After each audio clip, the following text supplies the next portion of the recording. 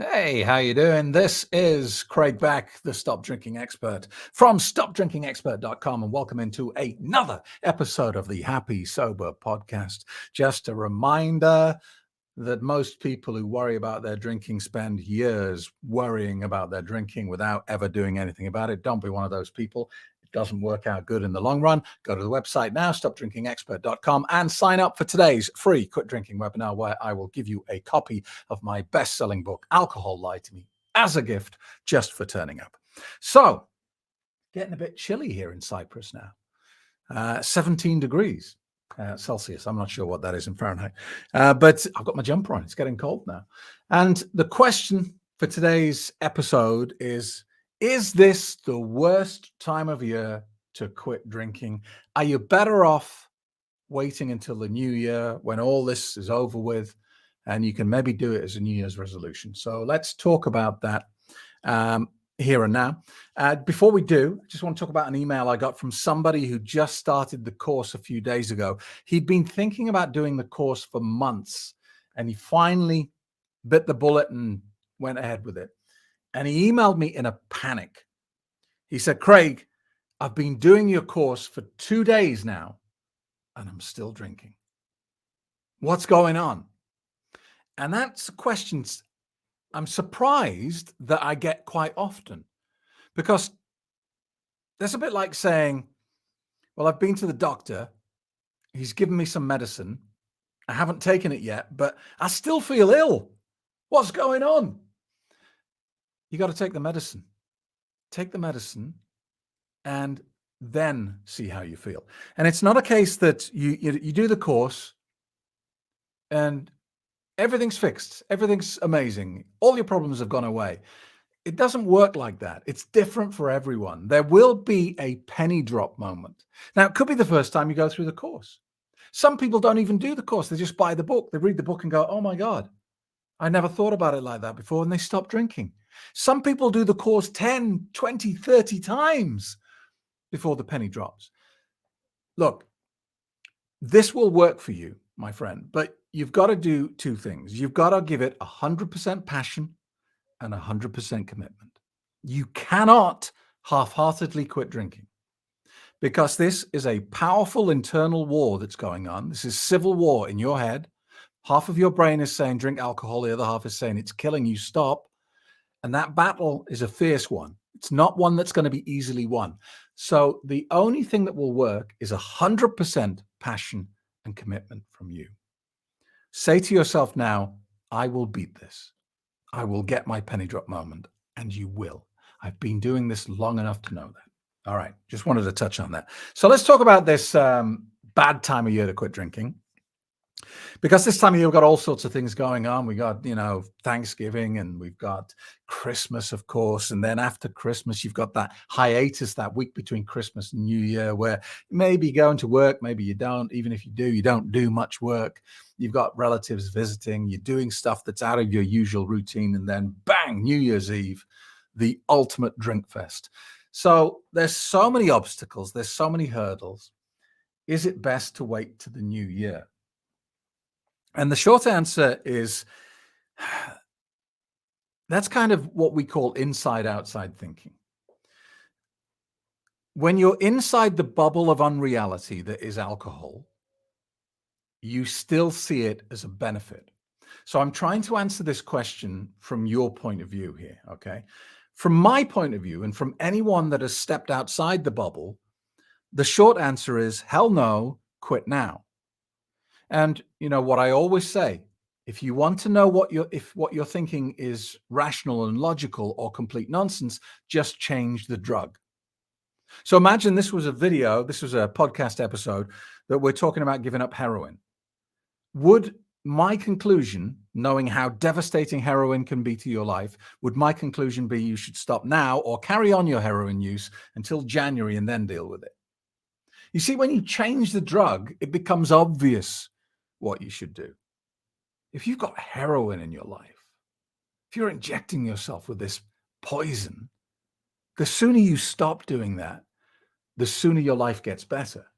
And that's so blatantly obvious to everyone because of the social conditioning around heroin. Most right-thinking people look at heroin with fear in their eyes. They're scared of it. They don't even want to try it because they've heard so many horrible things and they've seen so many bad things. They don't even want to try it. They're scared of it. But the social conditioning that we live in the Western world with is that alcohol is a harmless social pleasantry. Makes Christmas go quicker and more fun, more enjoyable. How can you have New Year's Eve without getting drunk? That is the social norm. That's what we've agreed is normal. But as we've said many times, it's a distortion. That's not reality. That's living in the matrix where drinking poison is a harmless bit of fun. The reality is exactly as it appears. Drinking poison cannot possibly enhance your life or your experience of it. It may appear to in the short term, but over the medium to long term, you're going to deeply regret that decision. And so, look, if you're thinking about this and you're 100% committed to getting this poison out of your life, then do it now. Whatever date you discover this episode, do it now. There's that saying that I've used many times. The best time to quit drinking was 10 years ago. The next best time is now. It's very true. There's no point putting this off because you're not going to have any amazing revelations over the next few months. You're not going to have a better Christmas. You're not going to look back on that Christmas with like a soft focus where you go, oh, that was my last drunk Christmas. Wasn't it brilliant? What does, alcohol generally do to Christmases? Well, for me, it knocked me out. It made me unconscious.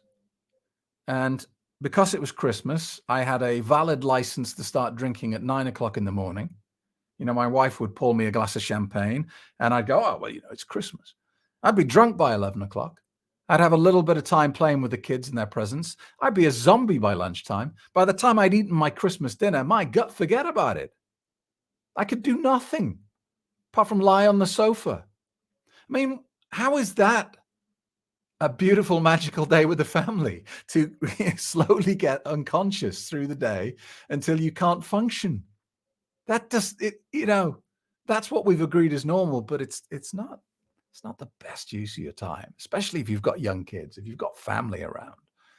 Taking a substance, taking an anesthetic that makes you less and less aware of your surroundings is a terrible idea. Those people who come to see you at Christmas, those family members, I'm sorry to say this to you, and I'm sorry to, maybe bring you down here, but some of those people, you might not see them next Christmas, the Christmas after this one, because that's how life goes, isn't it? We tend to live in this bubble of thinking everyone around us is going to be there forever, and then one day something happens, and one of them isn't. And then you go through that whole process of regret. Oh, I wish I'd spent more time with them. I wish I'd told them how I really feel. I wish I'd told them I love them more. I wish. Well, the one thing that alcohol does very well is it steals those opportunities for quality moments. Because you're not thinking with all your brain. You're not really present in the moment. So think about it like that. If you want to quit drinking, do it now. And see Christmas as an experiment. Let's see how good it can be when I'm fully conscious. I've never had a sober New Year's Eve. I wonder what it's like. Let's do it as an experiment. And get fascinated with it. I wonder what this feels like sober. I wonder what that feels like sober. Don't see it as I can't drink. See it as this amazing $1 million project that you've been given. And it's a big social experiment. And enjoy it. And trust me, you get into January and you're still sober, you'll look back and you'll be pleased at your decision. So that's my take on it. Other people may have a different view. I'm not a massive believer in New Year's resolutions because somewhere in the region of 90% of them fail. And it doesn't have to be about alcohol. It can be about anything because you start the year with all those good intentions and, good intentions, they just flutter away, don't they? So if this is important to you, don't put it off. Get started right now and enjoy your first sober festive period. Thank you very much. I will see you in the next episode.